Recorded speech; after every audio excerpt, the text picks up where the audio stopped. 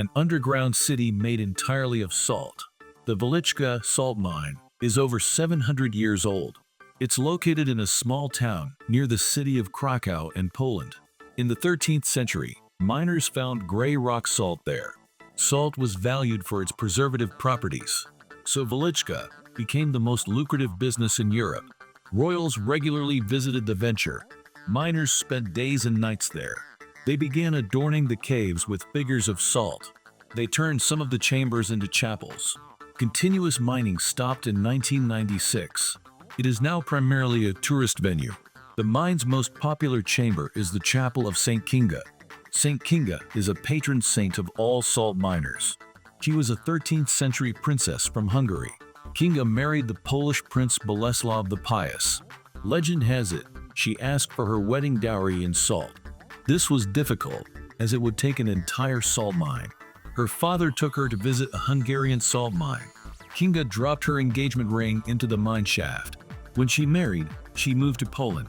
She traveled to Krakow with a group of miners. Before reaching the city, Kinga asked them to start digging. They stumbled upon a lump of salt. Inside the lump was the ring that belonged to the Kinga. The salt brought great wealth to her people. Kinga was later canonized. She became the patron saint, keeping the salt miners safe. Her relics are laid to rest in the chapel. Her figure occupies the center of the chapel's high altar. Much of the chapel's reliefs were done by Antoni Wawrzyk. His reliefs were mostly inspired by the New Testament. He was also inspired by Leonardo da Vinci's Last Supper. He carved his own version out of salt inside the chamber. Scenes by other artists include the nativity scene. The chapel is lit by chandeliers made of salt crystals. 4 different types of salt create the papal cross. It stands as a symbol of Poland's 4 major salt mines. In 1999, a sculpture of Pope John Paul II was added. He is worshipped as the only pope whose origin is Polish. A holy mass is held each Sunday at the chapel. The chamber is also used for wedding ceremonies. Today the mine contains about 2,000 chambers.